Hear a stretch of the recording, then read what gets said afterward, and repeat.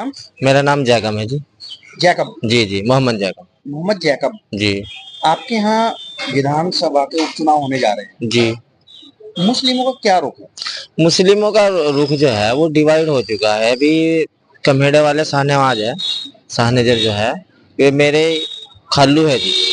उनकी उनकी जो घरवाली है और मेरी अम्मी जो है वे दोनों बहने बहने हैं। अच्छा अच्छा, जी मौसी। जी जी, मौसी है एक तरीके से। और ये जो है जाहिद, जाहिद जाहिद मेरे ससुरे की बहन है इनके यहाँ, अच्छा, कसौली से। झोज्जा बिरादरी से हैं आप जी जी जी, मैं भी झोजा बिरादरी से हूँ जी। और दोनों जो ये कैंडिडेट चुनाव लड़ रहे हैं, चंद्रशेखर जी से और जी बसपा से। ये दोनों मेरे रिलेशन से है अच्छा, जी। तो कितने इस कॉन्स्टिट्यूंसी में कितने झोज्जा बिरादरी कितनी वोट? 45,000 45,000 50,000 तो के वैसे आसपास। 50,000, जी जी जी 50,000। जी जी। तो क्या लग रहा है कि इन दोनों के बीच में? इन दोनों के बीच में दोनों तीनों ही हैं। देखो, 4 कैंडिडेट है, एक और रिलेशन से है, वो भी नहीं, वो भी इसी, वो है बामा इस्लाम की पार्टी है, वक्कार अजहर, वो भी झोजा का मेढ़ा सा है जी। तो क्या लगता है आपको? मुझे तो लगता नहीं जी। देखो, मैं तो ये मान ही नहीं सकता, अगर सारी दुनिया भी कहे कि कोई मिथिलेश को हरा दे, तो मैं ये नहीं मान सकता कि मिथिलेश हार जाएगी। आपके तो रिलेशन में भाई दो रिलेशन में भले ही है, लेकिन रिलेशन में आप चुनाव की प्रक्रिया से देखें। 1,28,740 वोट मोमडन है, 1,99,000 टोटल हिंदू है। उनमें अगर ऐसी समाज को निकाल दिया जाए तो वो 50,000 के आसपास है। 50,000 उधर कर दिया जाए तो जब भी 10,000 वोट नॉन मुस्लिम से नॉन मुस्लिम के ज्यादा है। जैकब भाई, जी।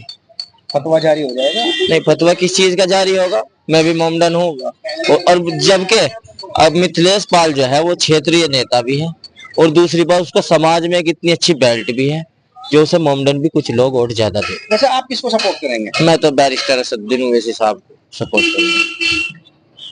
जबकि आपको पता है कि वो जीतने वाले नहीं है, फिर भी आप उन्हें ही सपोर्ट? मैं सपोर्ट यूं करूंगा, जब एक पार्टी आई थी चंद्रशेखर आजाद समाज, ये बात हुई जी उसके बंगले के ऊपर, बंगले के यहाँ बात हुई जी। उसमें 3 शख्स मौजूद थे, प्रदेश प्रदेश अध्यक्ष AIM का शौकत अली जी, और बैरिस्टर असदुद्दीन ओवैसी जी, और चंद्रशेखर जी। और ये वो जो है वो पार्टी कौन सी है जी, वो जिससे ओवैसी का गठबंधन है जी, वो है तो वो जी। तो उसके बंगले पे बात हुई, चंद्रशेखर से कहा कि भाई गठबंधन में आप हमें शामिल कर लीजिए। चंद्रशेखर ने कहा चलो ठीक है, हम तुम्हें 8-9 तारीख दे दी गई जी। उसमें 9 तारीख जैसे आई, फिर प्रदेश अध्यक्ष जी ने उन पे फोन किया। उन्होंने कहा बताइए भाई क्या होगा। उसने कहा नुको जी आप, हम कुछ समय बाद बताएंगे। उसने फिर दोबारा फोन करा, नुको जी हमारी पार्टी मना कर रही। उसने कहा तुम 1 से 2 5 ओवैसी साहब ने कहा कि हमें चाहे आप स्थानीय मुद्दे की बात करें, यहाँ स्थानीय मुद्दे क्या है और क्यों आप उन्हें वोट करेंगे? मैं उन्हें यूं करूंगा जी। देखो, हर एक इंसान का एक अपनी एक पार्टी होती है, एक वजूद होता है, हर एक बिरादरी की। बिरादरी में वो हमारी एक अपनी बिरादरी है, वो हमारे लिए बोलता है। इस बुनियाद से हम उसे वोट करें। वो हमारे मुद्दे उठाता है जी, हर जगह हर मामले में हमारे मुद्दे उठाते हैं, तो हम उसे इसी वजह से वोट करते हैं। क्या क्या लगता नहीं है कि ये जिस तरह से इस बार मुस्लिम वोटों का, मतदाताओं का बिखराव हो रहा है, ये नहीं होना चाहिए? नहीं, होना चाहिए जी, होना जरूरी यूं है जी। देखो, किसी भी पार्टी की आप बुराई यूं नहीं कर सकते। अभी समाजवादी पार्टी है जी, एक दूसरे पे झूठे सच्चे मुकदमे हो। लॉ एंड ऑर्डर तो अच्छा है ही जी। सबसे ज्यादा अच्छी चीजें क्या चाहिए? Law and order. Law and order है, अच्छा है, लेकिन थोड़ा सी कमी कहाँ कह रही?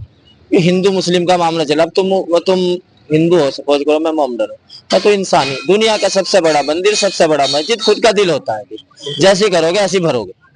तो इसलिए मैं ये चाहता हूँ कि हिंदू मुस्लिम पूरे पूरे क्षेत्र में ना रहे। तो इसलिए अगर कोई किसी की पार्टी से, किसी की बिरादरी से, सपोज करो चंद्रशेखर जी है, तो वो अपनी बिरादरी की आवाज उठा रहा, कोई बुराई वाली बात नहीं है। अगर हमारा बैरिस्टर साहब मोमडनों की आवाज उठा रहा तो वो बुरी बात नहीं है, वो अच्छी बात है, क्योंकि हर एक को उठानी चाहिए। आप भी अपने परिवार के लिए करें। लेकिन समाजवादी पार्टी ये कहती है कि सारा मुस्लिम हमारे साथ, इससे आप कितना इत्तेफाक रखते हैं? आपके पता चल जाएगा ना, बहुत टाइम बाद आपके जाल में फंसा ना। अभी तक ये दिखाई दिया ना उसको, वो ज्यादातर वो मोमडनों पर राजनीति करता था। समाजवादी का आने वाले वक्त में वो हाल होना है जी, तो आप सोच नहीं सकते। वो क्यों होना जी? क्योंकि मोमडन वोट है। मोमडन वोट जब उसके पास है तो मोमडन उस वोट छिटकेगा।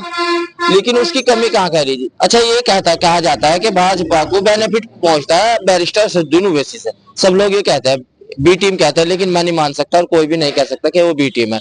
लेकिन अगर वो बी टीम नहीं है, सपोज करो हमें किससे नुकसान हो रहा, अगर सपा को, बसपा को, कांग्रेस को बैरिस्टर असदुद्दीन ओवैसी से नुकसान हो रहा, तो उसका गठबंधन क्यों नहीं किया जा सकता? बताइए, आप बता दो। हम मुझे आपके चैनल से आप पूछना चाहता हूँ, जो समाजवादी के लोग हैं वे इस चीज को बता दो कि इनके गठबंधन से प्रॉब्लम क्या है जब नुकसान है। इतना हो, एक सीटें दे दो आप। यो इतना होशियार आदमी है जी, जो आज ये राहुल अखिलेश यादव जी, हम कांग्रेसी है जी, बहुत समय से पहले कांग्रेस से वोट देते चले आए। यहाँ से तो एआईएम का पहली बार कैंडिडेट है और आज भी कांग्रेस है। कांग्रेस को बैकलाइट पर रख दिया जी, कांग्रेस को 7 महीने रखा, एक सीट भी देने के लिए तैयार नहीं है, और वैसे गठबंधन करता है। क्या लगता है कुल मिला के इस सीट पे क्या होने वाला है? पूरी काउंटिंग बता दूं आपको क्या होना? शॉर्ट में बता दो आप। बस शॉर्ट में 40,000 तो लेगा जी, 40 से 45,000 तो कादिर राणा लेगा।